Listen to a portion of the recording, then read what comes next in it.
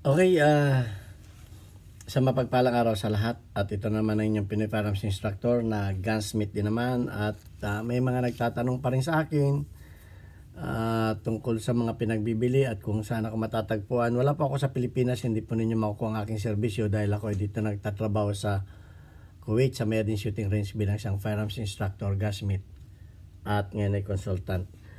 Ayan, at bago ako bumati at magpasalamat ay gusto ko lang munang basahin ang katanungan ni Sioderes. Okay, ang sabi ni Sioderes ay, sino talaga ang gumawa ng Colt 45 1911? May napanood kasi ako na si Samuel Colt daw ang gumawa. Sana masagot. Thank you. Okay, so sasagutin natin niya kung si Samuel Colt ba talaga ang gumawa o si John Moses Browning kasi may napanood raw siya pero yun, hindi ko napanood yun. Okay, papasok na naman tayo sa history. Sa totoo lang, wala akong ganong alam dito sa history. Konti lang alam ko. Pero titimbangin natin, aalamin natin. Hindi naman natin sinasabi na mali yan. So, aalamin natin. Kasi hindi naman tayo pinanganak ng mga panahong 1800. So, ayan. At bago natin yung sagutin ay gusto ko lang magpasalamat sa ating 37,500 plus na mga subscribers, lalo tigit sa ating mga silent viewers na hindi nag-skip ng ads dahil nga po tayo isang charity vlogger na yung kinikita natin sa YouTube ay tinutulong natin sa 6 na estudyanteng anak ng mga single parent. At kaya nga po tayo ay nagpapasalamat sa mga nagbibigay dito sa ating GCash number, ating mga sponsor na nakakatulong sa ating mga estudyante dahil ang kinikita natin sa YouTube ay napakaliit lang at malaki ang ating idinadagdag o inaabuno. Pero wala naman tayong pinapag-aral na mga anak dahil nakagraduate na lahat. Kaya naisip ko na yung kikitain ko sa YouTube ay kalabisan na itulong na lang. Pero ako nagpapasalamat sa ating mga sponsor kagaya ni Alfredo Isidro or Dosipay ng Las Piñas na nagpadala dito sa ating GCash, si Architect Arnel Salvador, si Jobel Platon, Boy Ubay ng Riyadh, Saudi Arabia, si Umbet ng Kia Motors Kuwait, si Anthony Evangelista ng Pasay. Merong ayaw magpakilala, tawagin na lang natin Adrian A. Si Conrado Ilulailio at si Junard Diaz. Tayo po hindi tumitingin sa laki ng halaga. Ang tinitingnan po natin ay yung diwa ng pagtulong. Ayan, at walang sawa ko kayong pasasalamatan. Okay, ayan, punta na tayo sa katanungan ni Sio Sendres na ang sabi ay may napanood daw siya na ang gumawa ay si Samuel Colt ang gumawa ng 45 1911. So inalam ko kung sino si Samuel Colt. So sangayon do sa aking research dahil hindi naman ako talagang historian, ay yung napanood ko noon ay siya ay inventor and tycoon. Talagang inventor siya, genius siya sa paggagawa ng mga baril. Ang sabi nga doon sa aking maliit pa siya ay gumawa na siya ng revolver na kahoy. At nung first revolver na nagawa niya ay 16 years old pa lang yata siya kung hindi ako nagkakamali. So magaling talaga siya dahil yung tatay niya ay may textile mill. So marami siyang may mga machine doon. Pinag-aralan niya yung mga machine kung paano nagwo-work, ganyan. So para siyang si Einstein. Kumbaga sa science, matalino talaga siya. Kaya siya ay napakagaling na inventor. Walang duda, magaling talaga siyang inventor. At nung mga kalagitnaan ng 1800, siya ay pinanganak nung 1814 sa Hartford, Connecticut, kung hindi ako nagkakamali. Hartford, awan ko kung hindi ako masyado magaling diyan. At nung 1836 sa New Jersey ay nagtayo siya ng first manufacturer dahil siya ay nagpapatent. Pero ang ginawa niya ay revolver. Kaya siya ang father ng mga revolver. Kung tatandaan ninyo, may mga revolver no na rifle, pero revolver. Kaya napakarami niyang ginawang mga revolver. Noong panahon na yun, siya ay 23 years old na. 23 years old na siya noon nung nagpatayo siya ng pagawaan. So, kumontrata siya sa gobyerno, marami siyang kinontrata. So, pero sa kasamaan palad ay nabankrupt yung kanyang unang kumpanya noong 1942. Okay, so noong 1936 niya tinayo, 1942 na bankrupt. So ilang taon lang yan, mabala na kayo magkwenta, na bankrupt na. So nung siya ay na bankrupt ay panahon naman yun ng Indian War. At nung panahon ng Indian War, alam naman natin yung mga Indian War ay mga pana ang gamit. So kumbaga sa atin ay may muro, sa kanila naman ay may Indian. So kinuha nila si hindi ko na alam. Basta kinailangan nila si Samuel Colt para sa kanyang mga revolver. Dahil yung kanyang mga revolver noon ay parang maraming baser. Kumbaga, mabigat daw, madaming chat-chat-chat. So, kinakailangan nila ngayon ng panglaban naman sa mga pana. Kung sa atin ay may mga Indian bulo, may pana. Sa kanila, meron din. Mga pana, alam naman natin ng mga Indian, napanood natin sa pelikula, magagaling nga, mga pana, wala silang panlaban sa pana.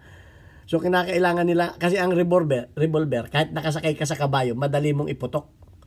So, yan, kinuha nila si Samuel Colt. At, nung yan ay 1846 na yan. Nung 1842 siya na bankrupt, ilang taon lang, 1846. Yan, itinayo na yung nung 1847 itinayo na yung Hartford Industry at napakalaki niyan. So nag-boom na yung kanyang mahabang istorya pa, pero nag-boom na yung kanyang pabrika na yan. At government na sumikat na yung Wild West, ang mga tao ay nagkamero na ng revolver at nagkamero na dagdag pa yung California Gold Rush. Ang mga tao noon ay kinailangan laging may revolver, kaya tinawag na peacemaker. Okay, pag hindi peacemaker ang revolver noon, panahon ng ng mga cowboy, yan dumating na yan. So nag-boom na yung kanyang na yan. Hanggang nung ang una niyang wala pa siyang mga machine tools lang ang gamit niya. Mantakin mo yan na mano-mano. Yung una niyang nung una siya nagtayo, wala siyang mga machine. Nagtayo. Pero nung 1861, 1852, na siya? Nag-asawa na siya sa age of 41. So, nung 1861,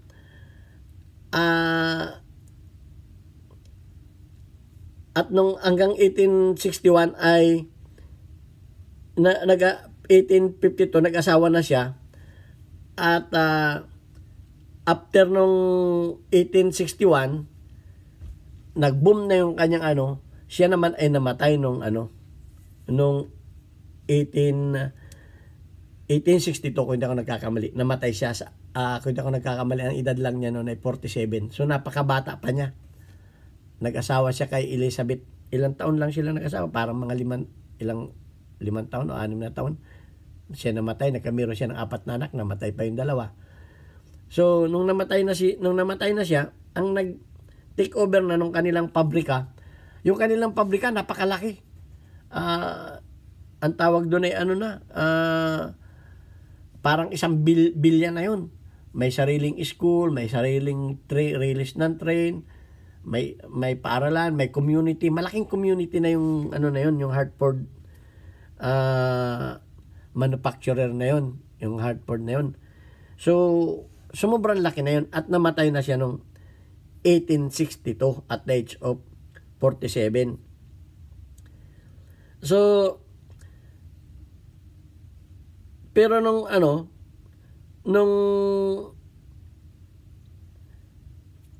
February 1844 ay pagkatapos na siya namatay, ang namuno na doon sa ay yung asawa niya, si Elizabeth na. Pero nasunog yun. Nasunog lahat yung kanyang Hartford Bill na yon, yung kanilang factory na napakalaki. 14 building yata yun. Dahil noon, nagkamero na sila ng ano noon eh. Bago pa lumaki yun, nagkamero na sila ng 1,400 na mga trabahador, kung hindi ako nagkakamali. So, ang laki na nun. Nagkamero na sila nun ng mga machine. Doon na lumabas yung mga machine. Kompleto machine, torno, lahat, ripling. Kompleto na yun. Kaya ang laki na nung pabrika na nila na yun. Yun ay... kaya nga may community na sila doon. Sobrang laki na nun. Pero nung siya ay namatay, ay nasunog yun. At ang namuno na nun ay yung kanyang asawa. So yun, nasunog na yung kanyang armory. At nung 1864 naman, pagkatapos masunog yung ilang taon lang, 1864, yung tatay ni Elizabeth ay tumulong para ma-rebuild yun. Yung na yun, yung factory na yun. So na-rebuild yun, factory na yun, sa madaling salita. Pagkatapos ma-rebuild yun, ay nag-boom na naman. Pero noong 1901 ay ipinagbili na. Ipinagbili na yung kanyang kumpanya na Colt. Sa Connecticut, pinagbili na, hindi ko na alam kung sino na. Basta ibininta na yun sa ibang kumpanya na, pero nanatiling Colt ang kumpanya. So ayan, diyan nagtatapos yung istorya ni Samuel Colt.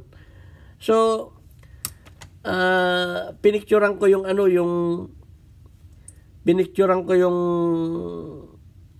parang hindi ako naniniwala na maaga siyang namatay. Pinicturean ko yung yung kanyang libingan. At ito yung kanyang libingan, Ayan, si Samuel Colt. Ayan, nakalagay diyan, Ayan. July siya pinanganak. At 1862 siya namatay. He died. January 1862 namatay siya. So bakit napaka-importante niyang kanyang pagkamatay? Namatay siya wala pa, revolver pa lang ang mga baril noon, wala pang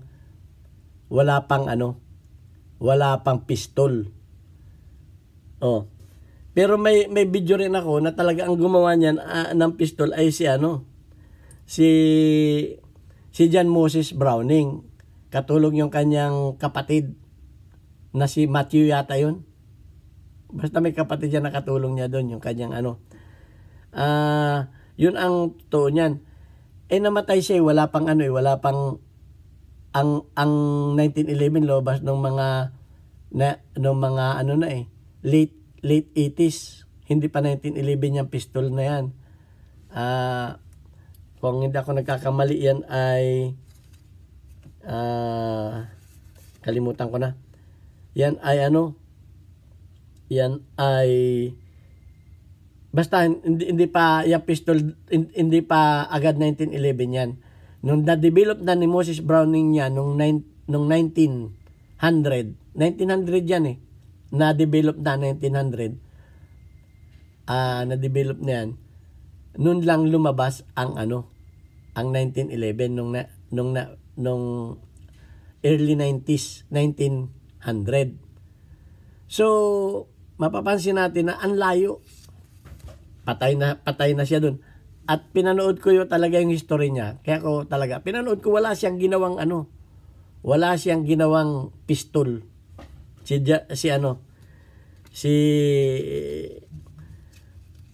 Colt, si Samuel Colt, wala siyang ginawang pistol. Puro rifle at saka revolver. Hindi ko alam kung saan mo napanood yung na yon. Kung napanood mo yun, hindi ko naman sinasabing mali yung kung Kasi ako, pag ako'y nag-research, titingnan ko kung yung history ni hanggang sa kapanganakan niya, hanggang sa mamatay siya. Ni-research ko. Siyempre, re-research natin yan. Hindi naman tayo historian. Walang nabanggit na gumawa siya ng pistol. Kahit anong brand ng pistol. Pistol 1911, kung anong brand man ng pistol yan, wala siyang ginawang pistol. Puro revolver. Kaya siyang hari ng revolver. Hindi si Fernando Po Jr. Okay? So, siya ang hari ng revolver. Siya talaga ang utak ng revolver. Pero pagdating sa pistol, ang tinatawag naman na hari dyan ay si John Moses Browning. Yan ang, awan ko, yan ang research ko. Hindi ko alam kung ano yung research ninyo. Hindi ko naman tinututulan yung mga research ninyo. Basta yan ay ano, ayaw ko lang ipanood sa inyo yung mga videos kasi makaka-copyright tayo. Makaka-copyright. Kung gusto niyo panoorin din niyo yung history ng ano, history ni Samuel Colt. Nandiyan naman sa YouTube. Ano ninyo? Pwede kayo naniniwala sa akin. Wala talaga akong tinapos ko yung ano ni Samuel Colt. Wala siyang ginawang pistol. Awan ko kung may masasabi kayo. Wala siyang ginawa. Hindi nga nabanggit yung ano, yung 1911. Hindi nga nabanggit yung pistol sa kanyang kasaysayan. Ay 1911 pa, wala rin. Samantalang unang pistol ay hindi naman 1911. Parang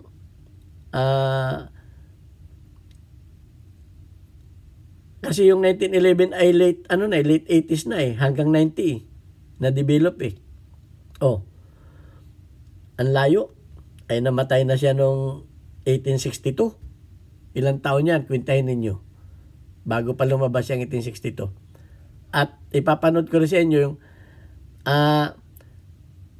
yung kanyang mga revolver, nagamit yan sa First World War. Nagamit yan nung umpisa nung